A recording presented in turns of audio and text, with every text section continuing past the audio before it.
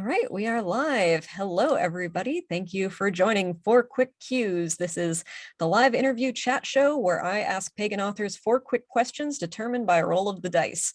And if you have any questions for our guest today, please pop them in the comments and we will circle to them at the end. I'm your host, Enfys Book of MajorRQueerna.com. Joining me today is Cassandra Snow, pronouns they, them, best known for their work on the column and book Queering the Tarot. They went on to pen the hit Weiser release Queering Your Craft, Witchcraft from the Margins, which I have and is excellent, and an upcoming book they co-wrote with Siri Vincent Plouffe entitled Lessons from the Empress, a tarot workbook for self-care and creative growth. In addition to their writing career, Cassandra is a tarot reader and teacher and theater artist in Minneapolis, Minnesota, who loves sharing their deep well of tarot, witchcraft, and creative knowledge and insights with others. Cassandra, welcome. Thank you so much for having me. Happy to have you here. I'm very excited. Are you ready to have the dice determine your fate? I am. All right. Give a little luck here. Let's see what our first number is. Ooh, we got 19, so close to a critical success. What is the best thing anyone's ever said to you about your books? Oh, wow. That is a good one. That is a really good question. I feel so. I also want to start off and say that I've been really lucky. Like people have generally been very accepting and very welcoming of my work.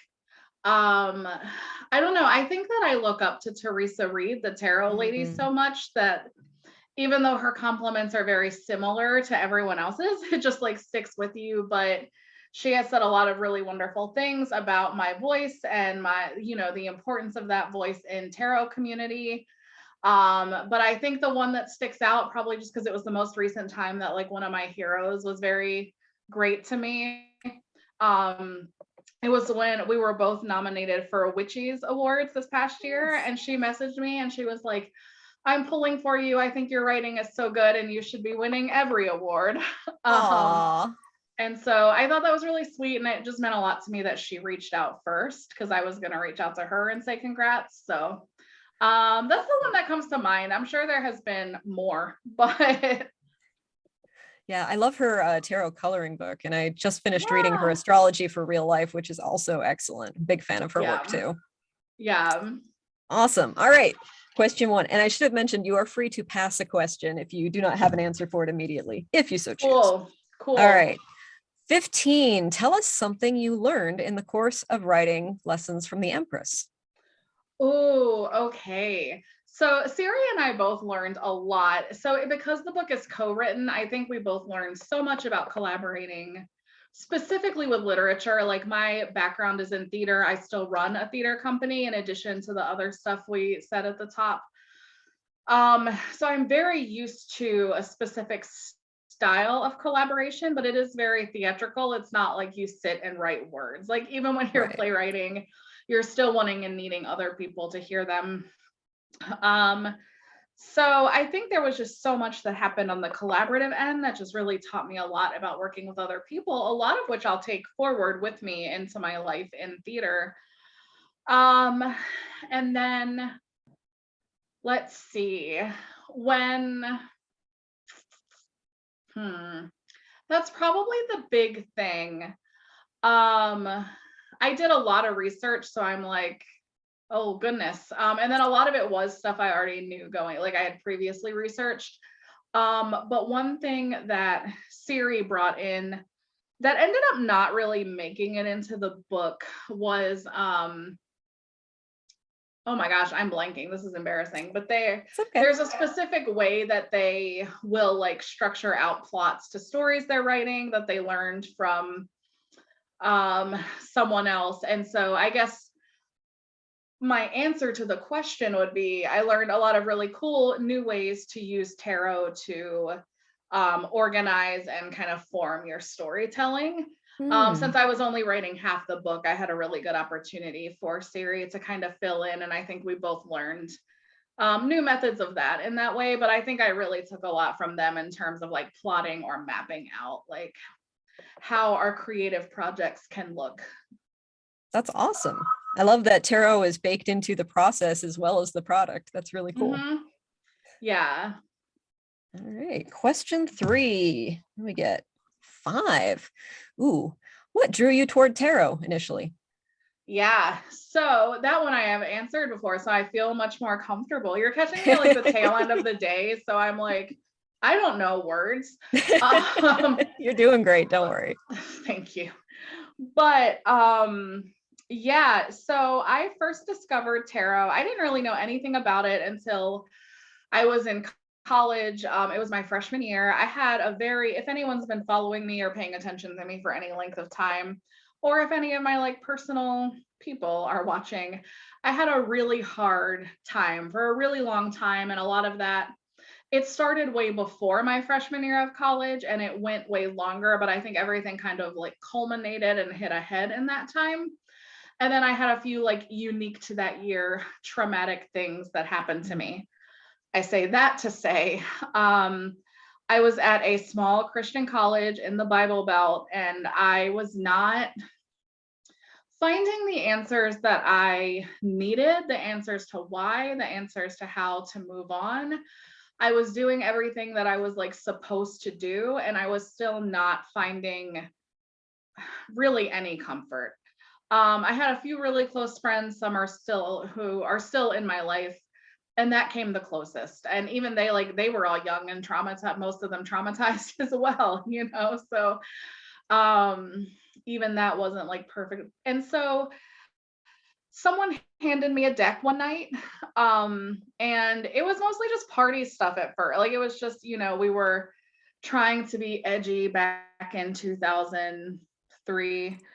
um and we were like, ooh, let's play with tarot cards. I need people watching who are younger to understand that like the way we experience tarot now is like so different to what I grew up in, and what like it very much was something that like wannabe edgy kids did in their dorm room basement in 2003, which is like what I was doing and where I was coming from. Mhm. And in that, even though it was just like a fun night, I felt something. And so I would play with my roommates, and I would, and it really helped me reframe things, and it really helped me figure a lot of things out. And so it was a very unexpected meeting that Tarot and I had, but it was really useful to me. And honestly, I have in the past said that I think that tarot honestly really saved me in a lot of ways. I think that I had a lot of opportunities to go down a much worse path for me. You know, giving into various forms of escapism or whatever, and especially because a lot of that runs in my family. And so, in so many ways, it saved me from like a much worse fate. But then it also was like the only thing that was really providing me an outside perspective that I didn't have, that I didn't see. And so it was really impactful to me in that way.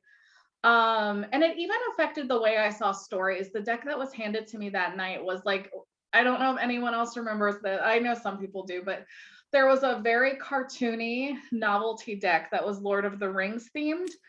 Um, Nice. yeah. And the way that tarot approached the story, and I was in school for theater, it like even made me reconsider how I think about story. And so I started finding the solace I was looking for, not only in tarot, but in art because of tarot. And so unbelievably helpful. And, you know, I was in college, I was trying to survive, and I was also trying to graduate. And so it was like off and on for a long time. When I moved to the city and I started experimenting with a bunch of different careers and day jobs and side hustles, and theater, tarot, and writing were the only things I could see myself doing for any length of time. And of those, tarot was the only one that was going to consistently make enough money to survive. Um, and working for yourself is very difficult. I was naive in the beginning. At the same time, I was not wrong that that was like the path to follow for a while in order to support that other work. So I say all of that to say that I often, you know, I used to say that tarot like saved my life, or tarot saved me, or changed my fate. But I think even in my career, that's true. It just looked a lot less dramatic. It didn't look Mm. like high emotions all the time. It looked like, and I think that's what's so great about tarot though, and why I bring it up, because at two really pivotal points in my life of like, what am I doing with my life? One of them, it was like, yes, we are comfort, we are solace, we are the tower, we are tearing everything down. And then the second time, they were like, what if you just did the logical thing and started charging for readings? And so I think those two stories not only show like what drew me to it and what keeps me in it, but also kind of shows like the variety of things that tarot can do for people. Awesome. Thank you for sharing that. That's really cool. Thank All you. right, we have one question to go. Well, one random question, and then we'll check if there's any in the audience. So audience, if you have a question, add it to the comments. Ooh, lucky number 3. Okay, you'll like this one. Rave about someone else's book. What is something great you've read recently?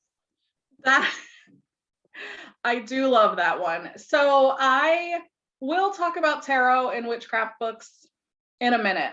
I also am a huge proponent of, to inform our tarot practice and our witchcraft practices, we should not only be reading tarot and witchcraft books, there should be other stuff. And so I read a lot of anti-racist work. I read a lot of abolitionist work. I read a lot of like therapy books, like books to aid my therapy that help my practice a lot. I'm not done with this book, and it is like part spiritual and part psychological and part creative. But Marley Grace's latest book, which I'm completely blanking, but it's about finding center, and finding center is in the name of it. I'm about 2/3 of the way through, and it is so good. It's about what it sounds like finding the way back to yourself, especially in the like hyper-saturated world that we live in. And it's also so much more than that. Like there's so many things I've like underlined, and it like has so many great ideas about how to communicate with spirit or commune with spirit, whatever you believe that to be. And there's so much great stuff about like even queerness and walking that dance. And there's so much great stuff about creative prowess, which I also use in my witchcraft and vice versa. And those things all show up in my tarot practice. And so that's one that I'm like in process of reading that is just like absolutely fantastic, and what I need. I think the most recent thing that I really love is the Rosebud Tarot, which a friend of mine, Diana Rose, wrote the book for. It's a beautiful like collage deck. They do some really unique things, some rewriting of the court cards and things like that. And the reason I bring it up in this like book section is because the guidebook that Diana Rose wrote, I've like rarely seen, if ever, seen anything like it. The way that she approaches tarot is really clear. The way that she thinks about it is really clear. For the minor, she sort of walks you through like a choose your own adventure type thing. Nice. That is really useful and beautiful and good, while at the same time still thoroughly explaining the changes that they made to like suit names and things like that, so you don't feel like out on a raft about it. Um, and then for the majors, she not only did like what you would expect to be done in the majors, but she writes like a little poem that encompasses sort of the emotions or the theme of each major. And they're like, it's beautiful poetry. Like I was so inspired by it. And so it's like a little guidebook that's just in the deck, but it really has the potential, I think, to revolutionize the way people see tarot. So that guidebook, I think, is the other thing that I would promote to this audience. That's awesome. And you do have to get the whole deck to get the guidebook, but it's also a beautiful deck. So Right on. All right. Well, let me drop some links into the chat and see if we have any questions. While I do that, if you want to talk about lessons from the Empress, Legends of the Empress. There we go. That's the follow-up book. That's what we should have written. Yeah. Right, there we go. Well, you can always do that for the sequel, right? But yeah, if you tell folks about your upcoming book and how they can get it, that would be great. Yeah, so I co-wrote a book called Lessons from the Empress with Siri Vincent Plouffe. It is a tarot book, but it's more like we give you a book of like examples of like how you use the tarot for creativity. We explain our process. We have tons of spreads for creativity. We have tons of technique and exercises that I haven't necessarily seen in other books. It is a workbook, but it's not like one that you like open and fill out. So it just does some different things even with that format. So I am really excited about that. Siri is incredible to work with. If you know either of us, you know that we've been sort of collaborating on and off on various things throughout the past several years. We live extremely close to, like, hilariously that I said that, close to each other, like same building close. And so Nice. I don't know. So it's really great. You can pre-order it pretty much anywhere that you pre-order books. There is a link on my website, which is cassandra-snow.com/buy/my/books. So the easier way to do that is probably just go to like bookshop.org or barnesandnoble.com and just like put in Lessons from the Empress in the search bar and it'll pop right up. Awesome. Well, there's no questions from the chat. So thank you so much for being here today, Cassandra. Wanted to tell folks about upcoming guests as well. We'll have a little bit of a hiatus between now and May because I will be traveling. But on May 4th, we're going to have Irene Glass and Kane Dreamwalker. And May 23rd, we have Christopher Penczak coming. June 6th, we have Mara Starling. June 29th, Jane Meredith. July 6th. I love Mara, sorry. I know, I'm super enjoying their book right now. It's so good. Yeah. Yeah. July 6th, Amy Blackthorne, and July 27th, Victoria Ratchkey. So we've got a really great group coming up. Stay tuned on majorarqueerna.com and the various socials to see when those are going live. So Cassandra, thank you so much. It's been such a delight to meet you today and chat about your books and other people's books and tarot and all of that stuff. That's awesome. Absolutely. Thank you so much for having me. This was really wonderful. Yay. Thanks so much. And have a great evening, everybody.